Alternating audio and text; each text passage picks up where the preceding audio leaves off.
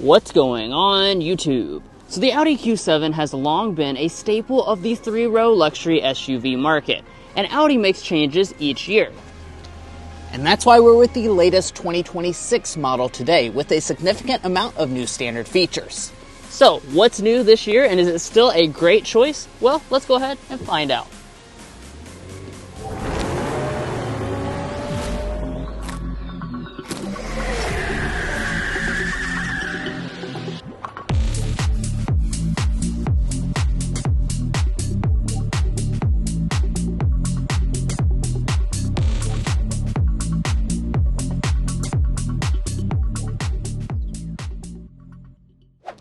Like always, let's get things started here with a quick spec dump. You can still get a few different powertrain options on the Q7 for 2026. We have the 3-liter turbocharged V6 engine today with a mild hybrid system, and it has 335 horsepower.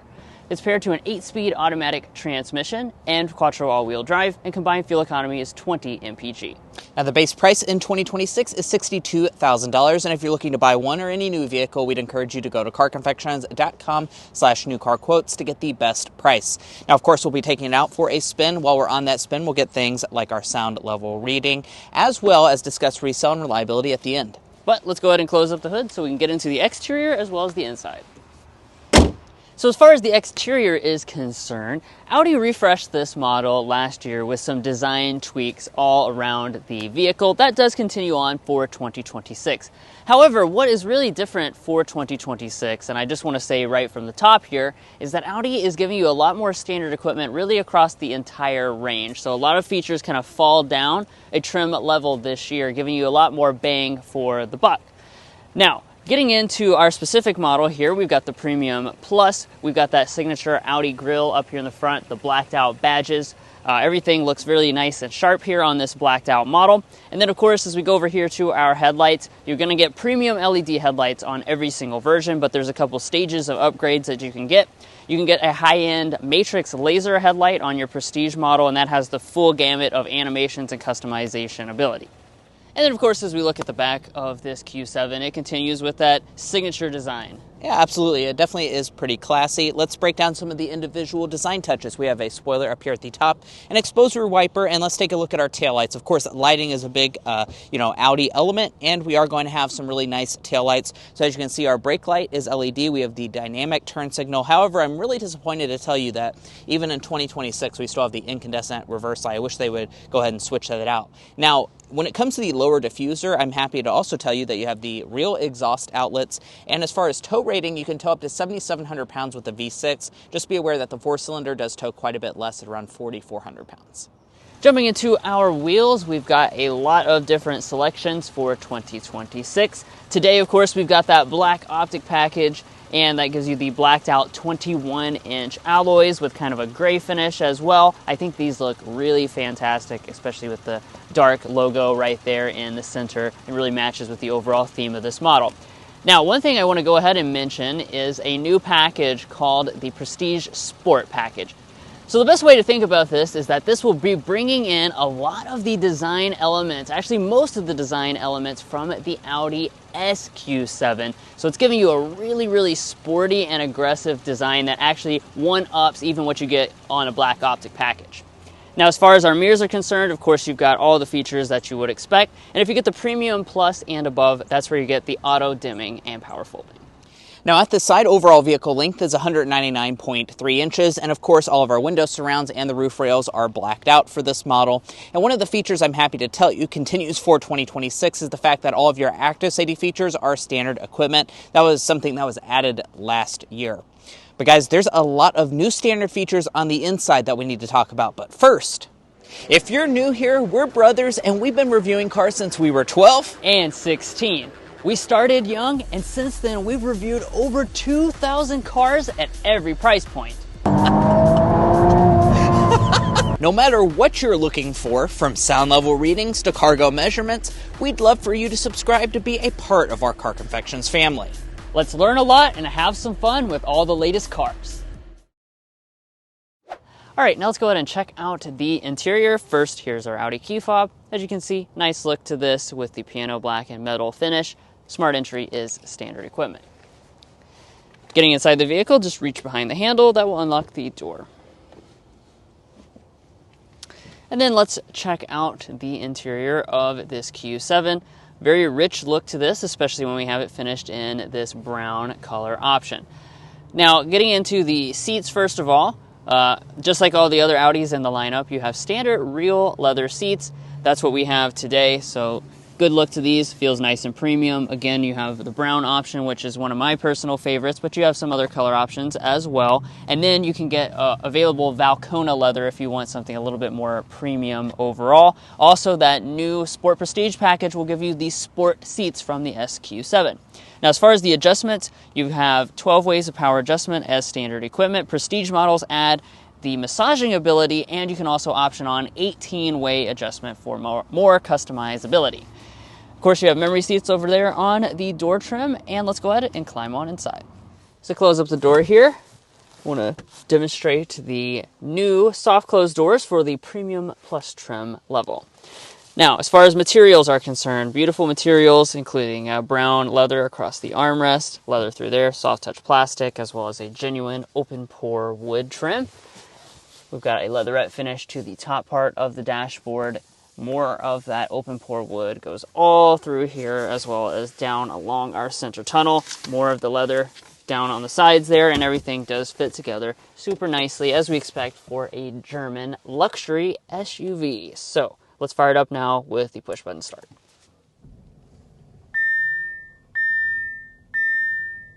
So let's jump into the individual features with the gauge cluster, of course, as always. As you can see, we have Audi's virtual cockpit. This is a 12.3-inch digital gauge cluster, and it is standard across the entire lineup. You also get a head-up display if you choose the Prestige trim level. And, compared to Audi's new interior layout you may have seen on some of the other models, this is quite different. So whichever one you prefer is up to your opinion, but of course those are kind of going for a single screen effect that goes all the way across the dash and has a totally different setup versus this one. Now, as far as the steering wheel is concerned, we have a nice leather wrap steering wheel, of course. It's power tilt and telescoping as standard equipment. We also have the available steering wheel heating. Now, let's take a look at interior storage. So in our center console here, we've got a little bit of adjustability, and we can raise this up as well to see some storage inside. We've got a couple donuts in there. That's actually really is just 2 donuts, because we like to do a donut test and check the volume of the center console. And in the Audis, we don't have a lot of storage. This Q7 definitely could have a larger center console maybe when the next generation comes out. Now in front of that, we've got a couple cup holders, a little slot there for your key fob. No additional loose areas to stick phones or anything like that, no pass-through space, but you have a very deep kind of drawer here that you can stick a few different objects with a felt lining. Coming to the shifter, traditional style shifter, very high quality feeling as well. Pull back for drive, bump to the right if you want to activate manual shifting, and you have paddle shifters on the steering wheel.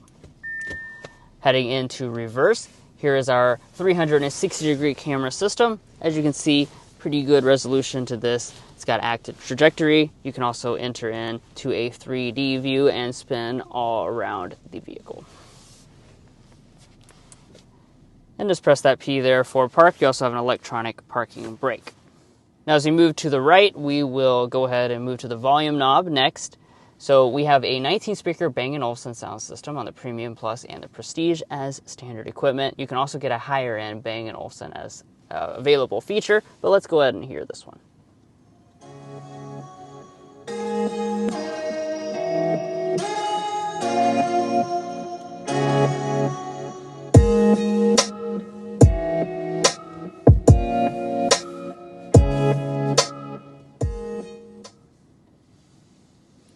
Overall sound quality of this system is really good, as always. Okay, so now let's look into kind of the dual screen arrangement. So like I was saying, of course, the latest Audis, they're kind of doing away with this interior arrangement, but since this is one of the older models in their lineup at this point, it still has kind of that more classic arrangement, which is an 8.6-inch lower display and a 10.1-inch upper display. This lower display is used primarily for climate controls, And new for 2026, I've got an update. The Premium Plus now gets the 4-zone automatic climate control that was previously on just the Prestige trim level, meaning that you can quickly make those adjustments to driver, passenger, and also switch to the back seats and make the adjustments to those seats as well. Now, also included within that is the fact that ventilated seats now become standard equipment on that Premium Plus, which is really the version that most people are choosing. Heated seats are standard on every single version. Now, up here at the top, we have the MMI system. This is not the newest version that they've come out with, but it still has most of the same functions, including a built-in navigation system. You also have wireless Android Auto and Apple CarPlay, and then they also recently added in the Alexa ability as well. Up top, you have a standard auto-dimming mirror with HomeLink remotes down at the bottom and a compass, all that standard equipment. And also standard is this panoramic sunroof. As you can see, it's got a traditional sunshade, which is something that recent products have maybe been doing away with in favor of the kind of controls with the electronics. And as you can see, the front panel also opens up as well. Now let's go ahead and talk about the rear seats in the Q7. So we do have a couple new features for 2026 back here, but before we get to that, I do want to just go ahead and hit some of the legroom and headroom figures. Of course, that's very important. So I brought along the official Car Confections ruler, and as you can see, I have some really good knee room figures. This seat is adjusted to Drew, who's 5'8", I'm 5'9", and look at that, we're sitting at about 9 inches of additional knee room. Now, as far as what Audi provides, that's 38.8 inches of legroom and about 38.8 inches of headroom. That's actually larger than the majority of its competition. It's larger than Acura MDX. It's also going to be very similar to something like a Volvo XC90. Now, speaking of these seats, they do have the ability to slide forward and back, although it's not a ton. And then they additionally can recline a pretty good distance. Now, you may notice that we have bench seating. That's because the Q7 is only available in bench seating. You cannot get captain's chairs, unlike something like the XC90. Then if we fold down the center armrest, you do have 2 tiny cup holders inside, so just be aware you won't be able to put like a normal size water bottle in there. Now, let's talk about other features. We have rear vents right here in the center section. Definitely nice to see that. They're also here in the B-pillar, so you kind of get it from both directions. I like that feature. And then here in the center area, because we now have the 4-zone climate as standard, both of our rear passengers can adjust their own temperature back here. And also standard on Premium Plus for 2026 are the heated back seats. That's definitely a nice addition. Down below, 2 USB ports and a 12-volt household outlet. And then you also have another feature that's standard equipment on the Premium Plus, and that's the rear window sunshades. So I really love that they're giving you all the rear seat features on the trim level that most people buy.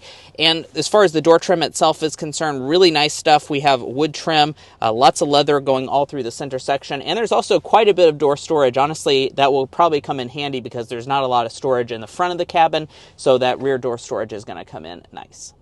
But it's a 3-row SUV, so let's go ahead and check out the third row. In order to get back here, you have to fold it down, and then that is going to allow you to push this button, and then that will further kind of allow the seat to tilt up and out of the way. You definitely would have to remove a child seat, though, so be aware of that. And let's go ahead and get back here into the third row itself. Now, sitting in the third row of the Q7 is unfortunately one of those areas that, it's smaller than most of the options you could be looking at, especially rivals like a Lexus TX, for instance.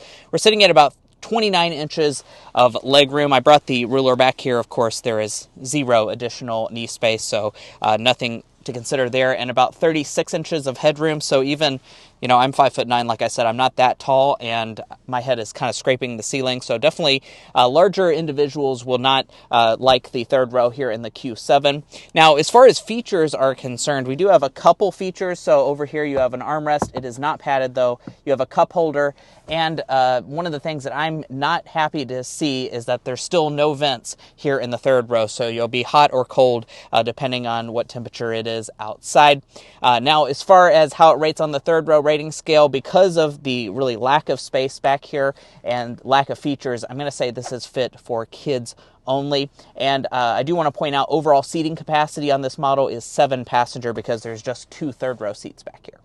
Walking up to the tailgate, we have a standard hands-free power one on every Q7, and let's talk about overall cargo capacity in this model. Now, that's going to be another area that this is smaller than some of the rivals you could be looking at, like the Lexus TX, 14 cubic feet behind the third row, 35 cubic feet behind the second row, and has a maximum around 70 cubic feet. That is around 30 cubic foot less than the Lexus TX in terms of overall capacity, so it's not the biggest option, but for some of you guys, that might not matter much. And speaking of all the rivals that you could be cross-shopping with, we'd encourage you to go to carconfections.com/vehicle rankings. We've looked at this Q7 against all of its numerous rivals like the TX, the XC90, those types of vehicles, and you can sort based on the categories that are most important to you. We've ranked them in 10 categories, things like cargo capacity, interior technology, and luxury features. So if you want to make an informed buying decision, definitely utilize our tools on our website. Now, back to this model. One of the things that I'm really happy to see is that we do have a power folding third row of seats.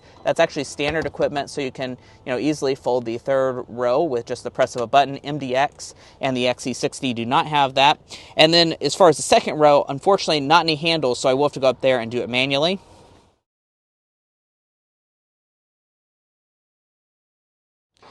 And now that I've got those seats folded flat, as you can see, let's get our cargo length, width, and height figures. So as far as cargo length, behind Drew's 5'8" driving position, about 82 inches of length. That's pretty impressive. From behind the second row of seats with them slid all the way back, about 44 inches of length.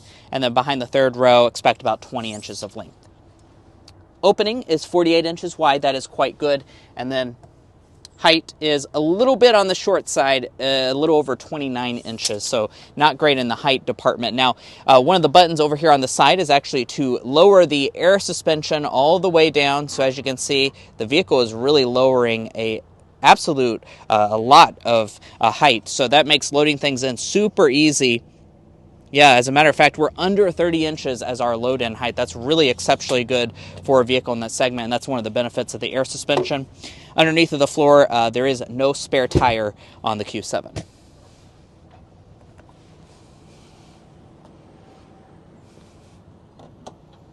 Well, guys, here we are behind the wheel of the 2026 Audi Q7. In this test drive, we're going to be discussing quite a lot, as you can see on the screen right now. We'll also be getting things like our sound level reading. But first, we need to go ahead and start with a hard acceleration.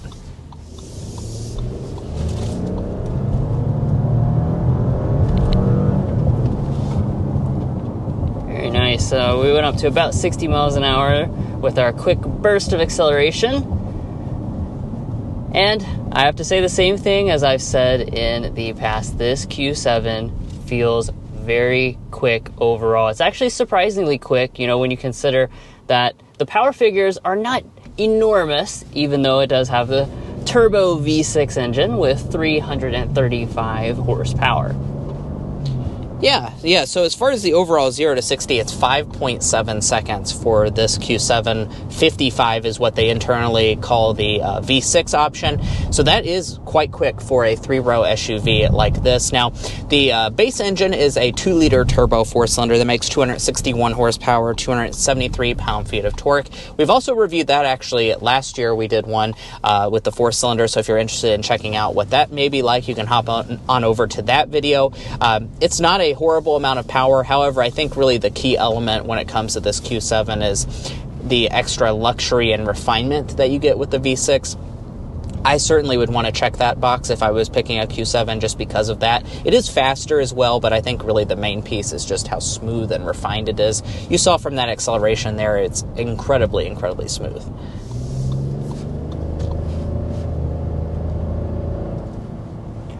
Yeah, really just so nice and buttery smooth with this V6 engine. Now, also buttery smooth is the 8-speed automatic transmission. Nice smooth shifts. It's really not dramatic or anything like that, but you can put it in sport mode, and when you put it in sport mode, all the shifts get a lot more aggressive. This is a vehicle that has a little bit more of a, difference between your normal modes and your sport modes because there's more things that can adapt overall. Which kind of brings us maybe a little into our discussion of the suspension and the ride quality. Yeah, so let's talk about that suspension setup and the ride quality. So one of the new things for 2026 is the fact that the Premium Plus level is now getting the adaptive air suspension. I'm definitely happy to see that because that means that you have that level of adaptability. You even saw in the cargo area that you have, the ability to raise and lower it to make, the actual usability of this model easier as well. And really, this is a great air suspension. It does a fantastic job of just soaking up all the bumps as you hit them, as you're cruising along the road. That's one of the Q7's strongest elements, is the ride quality. And then, like Drew said, if you put it into sport mode, you do actually have a little bit more adjustability than the average vehicle in this segment that does not have the air suspension. Yeah, so you can see as I went into dynamic mode, that displays on the screen itself that the air suspension is lowering and tightening down. And as we go around the corner, this is not the SQ7, but, it does still have a good German athleticism, good body control. Steering is going to be light really across the lineup, and depending on even if you're in the dynamic mode, it's still relatively light and easy to maneuver. Yeah. Now, as far as how power is routed to the ground, you do a standard Quattro all-wheel drive on the Q7, and let's talk about fuel economy. So for the 55 model, you're sitting at 18.2320. For the 4-cylinder, that does go up to 22 mpg. So really in either of the options, not great fuel economy. Once more, I think I certainly would just go ahead and get the V6 since you're not getting good fuel economy in either one of them. Even though we do have a mild hybrid system on board, it's not really able to compensate and give you like class-leading fuel economy. Certainly there are some options in the segment that are more efficient, like the Lexus TX with its hybrid powertrains that are available, as well as things like the XC90 with a plug-in hybrid. And while we're kind of sitting here at this red light, I do want to mention another 2026 change, and that's the fact that the Prestige model adds rear steering as standard equipment. So we are here in the Premium Plus, but when it comes to dynamics, that should mean that the Prestige is going to have improved dynamics over what it had previously for the 2026 model year. But we're speeding up to 55 miles per hour, so let's go ahead and get our sound level reading so we can see how quiet this Q7 is.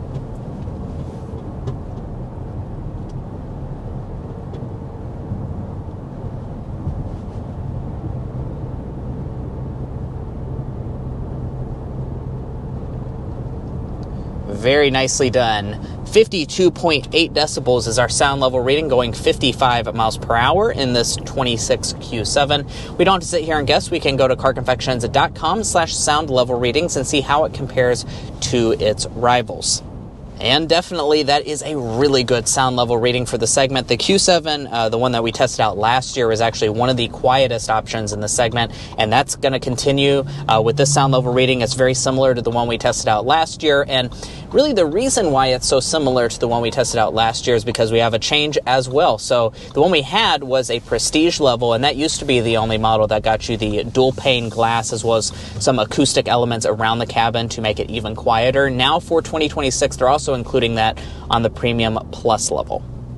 It's time for us to get into the Slam Dunk and Airball. I'll start off with the Slam Dunk. I think the obvious one is more standard features for 2026. You've seen throughout this review that Audi went ahead and... To also use the online recognizer, please accept the license agreement. Interrupted you. So we're going to turn that feature off. So it does have Hey Audi voice recognition. As I was saying, the fact that we have more standard features from this model is certainly good, and the fact that it applies to the new... I give up. There is no Slam Dunk today. Audi refuses to let me compliment it. Third time's the charm. The Slam Dunk today is more standard features across the lineup, and specifically with the Premium Plus, that's what most people walk away from the dealership with, so they're giving you a lot of features that you used to have on just the Prestige. Absolutely. I think that's a big deal this year. Now, on the flip side, the Airball is just going to be some of the elements of this car that are definitely showing its age. I think one of the biggest ones is the lack of storage. Some of the newer Audi cabins have some more storage. The fact that you can only fit 2 donuts in the center console and there's nowhere else to stick your phone. Additionally, things like the third row are really just not good by modern standards. So there's a couple things that this vehicle is definitely showing its age with. And let's talk pricing for the Q7. Now, one of the areas I'm pretty impressed with is the fact that even despite all the extra features that we talked about throughout this video, the prices don't rise too much. It's about $1,500 on your Premium and Premium Plus trim levels. So $62,000 is your base price. The Premium Plus is $65,800 as a starting point, and the Prestige really doesn't raise much in price at all this year at $76,500. Now, as you can see, we have the 26 Q7. We have that starting price right there. The Prestige package is around $5,600, and then you add black optic as well as a couple accessories. Destination's only $1,295. That's gone up on a lot of cars nowadays. $77,390 is what we're looking at today for this model. The final assembly point is in Slovakia. And as far as if you're looking to buy one, we'd encourage you to go to carconfections.com/newcarquotes. The reason you do that is because it will connect you with local car dealers in your area to get you the best price. It's also going to give you access to invoice pricing information, which is a great tool to use while dealer negotiating. If you'd like to take advantage of that, as well as things like our monthly payment tool, you can find a link to that in our video description, as well as a pinned comment down below. And if it's like our area, these Q7s do actually see some pretty good discounts, so this might be a more affordable option than you would expect. But buying a vehicle is about more than just the original MSRP, so let's dive into resale and reliability. First up, let's talk about resale value. As an economics graduate myself, we took the time to develop what we think is a good estimate for this Audi Q7's potential resale value. We estimate that after 5 years and 60,000 miles, it'll be worth 40.5% of original MSRP, and after 10 years and 120,000 miles, 14.4%. Now, it's worth noting those are lower than industry average. It's one of the lowest brands when it comes to resale value percentages. However, it is on par with other German luxury brands such as BMW and Mercedes-Benz. Now, the same can also be said for reliability. So we developed the Combined Reliability Index, which takes into account several reliability studies from trustworthy sources and combines them in a way that gives you a holistic picture. In this regard, Audi is rated well below the industry average for all vehicle brands. Now, if you'd like to learn more about our resale values, our reliability data, or our methodology, be sure to go to carconfections.com/resale and carconfections.com/reliability. Now, also important in your buying decision is your warranty, and I do have some new news to share for 2026 for the Audi brand. You have the same 4-year, 50,000-mile basic and powertrain warranty, but new for 2026 is 3 years and 30,000 miles of complimentary maintenance, which is certainly a nice change to see. And guys, that wraps up our in-depth review of the 2026 Audi Q7. If you enjoyed watching this video, as we detail all the 2026 changes and found it helpful in your purchasing decision, we'd appreciate a subscribe down below. By subscribing, you're going to be a part of our Car Confections family. We have a lot of fun on this channel, and I promise you won't want to miss out. If you're already part of our family, thank you so much for your continued support, and we'll catch you next time as we sample more of the latest automotive delicacies.